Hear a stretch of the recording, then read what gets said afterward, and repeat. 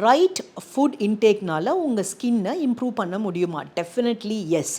Food plays a very very important role. நம்ம சாப்பாட்டில் vitamin C, vitamin E rich foods ரெகுலராக எடுக்கும்போது they are rich in antioxidants. So அதனால் இந்த பிக்மெண்ட்ரி problems, ஸ்கின்னை நேச்சுரலாக ஏஜ் பண்ணுறதுக்கு it helps. Of course omega-3 acid, இப்போ நான் வெஜிடேரியன் எடுக்கிறவங்க ஃபிஷ் or walnuts, அது வந்து when you take food rich in omega-3 acid in improving hydration, and of course food rich in zinc.